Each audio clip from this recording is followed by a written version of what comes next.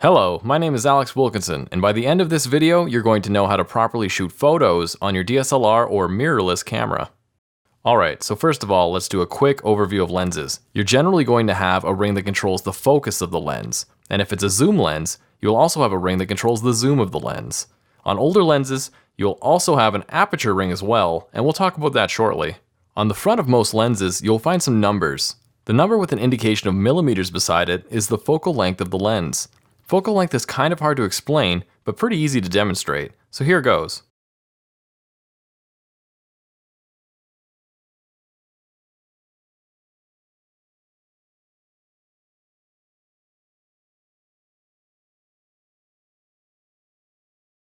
As you can see, focal length is essentially the zoom of the lens, and zoom lenses are handy because they can vary between a range of focal lengths.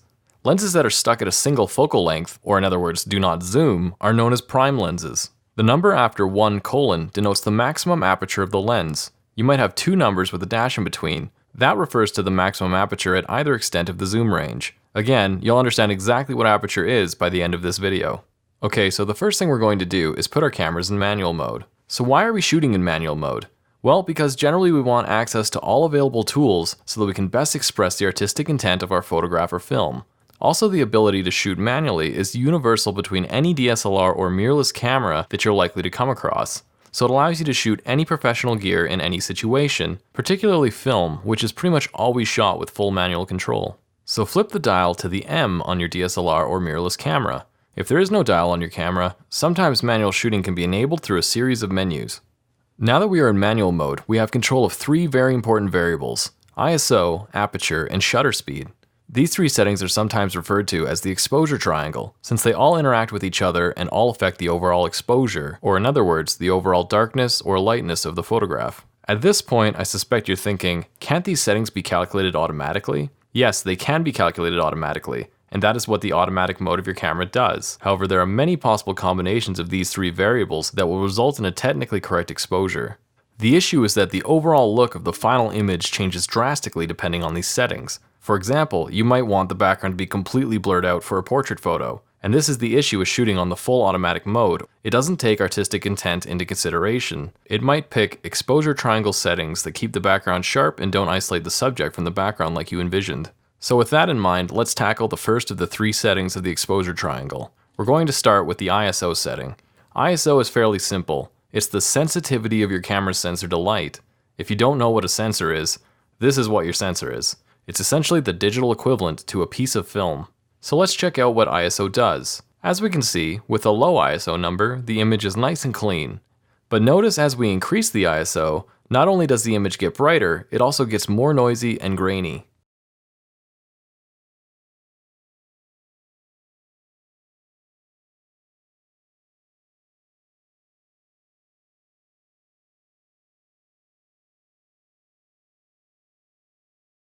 Okay, so now that we know what ISO does, what should we set it at when we're taking a photograph? Well, the basic rule of ISO is, do not set your ISO unnecessarily high. The lower the better. The best way to find out the highest you should ever set your ISO is to take test shots on your camera until the shots are too noisy, then simply make sure you always set your ISO lower than that. Typically on a modern camera, anything under 1600 is fine. So now let's move on to the next setting of our exposure triangle, aperture. Aperture refers to how much light your lens is letting through to the sensor. It is usually measured in f-stops. The lower the f-stop, the more light the lens will allow through, and the higher the f-stop, the less light the lens will allow through. So what does manipulating the aperture, or the f-stop, actually do? Well, it physically manipulates a bladed circular iris, also known as an aperture, inside the lens that can be opened or closed to control the amount of light that travels through the lens and reaches the sensor. Most modern cameras with modern lenses only close the iris when the shot is actually taken, so you might not be able to easily observe this phenomenon on your own setup. Opening and closing the aperture not only controls the amount of light being let into the camera, it also manipulates our depth of field, which we'll get into in a moment. So what do we typically want our aperture set at when we're taking a photo? Well, the basics are, if you want to isolate your subject from the background, or in other words, blur the background behind your subject, you will set your f-stop to a low number. The lower you set your f-stop, the more blurred the background, or out of focus areas, will be. This effect is often referred to as a shallow depth of field. Also remember that setting your aperture to a low number, in other words opening your aperture more, simultaneously increases light transmission to the camera's sensor, which in turn brightens your exposure. As a side note, as you're sure to come across this term, the lens's rendering of out of focus areas is referred to as its bokeh. If you wanted your subject and background to both be in focus, you would set your f-stop as high as possible. This results in a deep depth of field. Again, be aware that setting your f-stop to a high number, also confusingly known as stopping the lens down, simultaneously decreases the amount of light that reaches the camera's sensor, which will darken your exposure. The last variable of our exposure triangle is shutter speed. Shutter speed controls the duration of time in which the camera allows light to hit the sensor when taking a photograph. The slower the shutter speed, the lighter the exposure will be, and the faster the shutter speed, the darker the exposure will be. Generally, for photography, this precise timing is performed via a shutter mechanism. This is the mechanism that makes that ubiquitous clicking sound. Point-and-shoot cameras and digital film cameras often control their shutter speed electronically and have no physical shutter mechanism. So what do we typically want our shutter speed set to when we're taking a photograph? Well, if we want to freeze the movement of a subject, we want it as high as reasonably possible. So say to freeze an F1 car on the track, we would want to crank our shutter speed way up. For example, 1/4000, otherwise known as a shutter speed of 1/4000th of a second. If we want to blur the movement of a subject, we can set the shutter speed lower. This can give the illusion of movement or speed, but it can also just lead to a blurry photograph. If we are taking photos of subjects that are not moving, or moving very slowly, we can put the camera on a tripod with a really long exposure of say 15 seconds. This is how shots of stars and night skies are produced, or the photos of cities at night with the light trails from the car's headlights and taillights. A basic rule for shutter speed is to set it to at least 1 over the focal length of the lens to ensure a reasonably sharp handheld image. So for example, if you were shooting on a wide or fairly zoomed out 24mm lens, you would set your shutter speed minimally to 1/24 or 1/24th of a second. And if you were shooting a more telephoto or zoomed in 100mm lens, you would want to set your shutter speed to at least 1/100th of a second. It's important that your shutter speed increases with the focal length of the lens, because the more telephoto your lens is, the more the shakiness of your hands is amplified, though modern camera stabilization systems can help a lot in this area.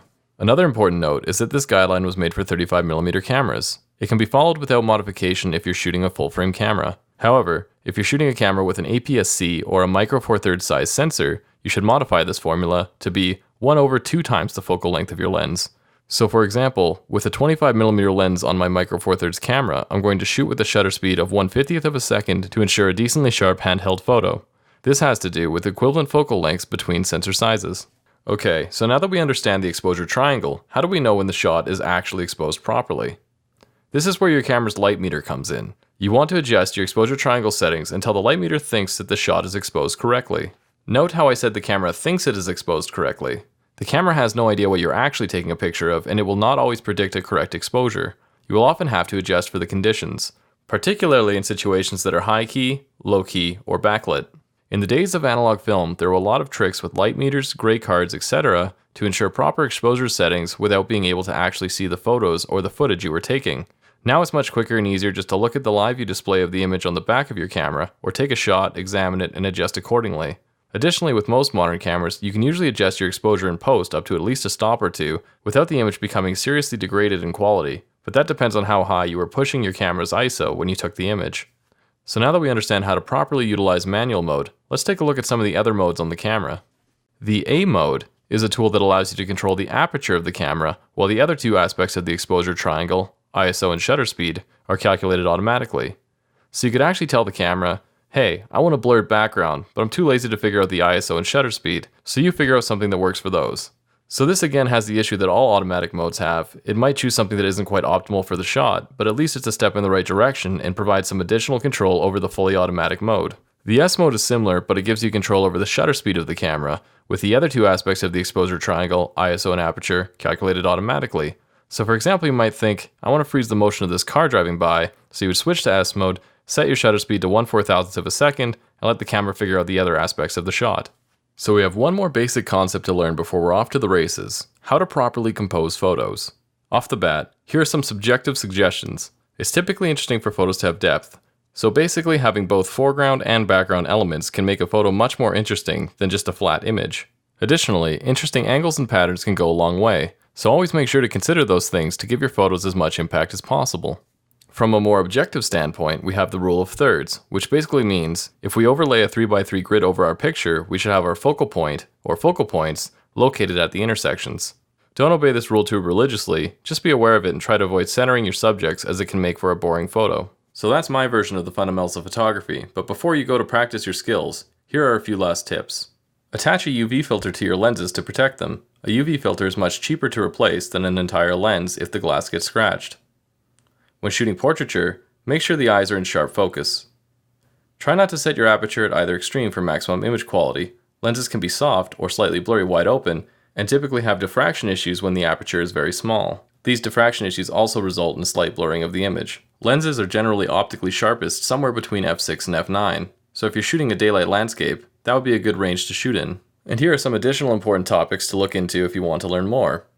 File formats, JPEG, RAW, etc., 35mm equivalents, custom white balance, methods to ensure proper focus, cropping in, peaking, etc., methods to ensure proper exposure, histogram, scopes, exposing to the right, etc., lighting, post-processing.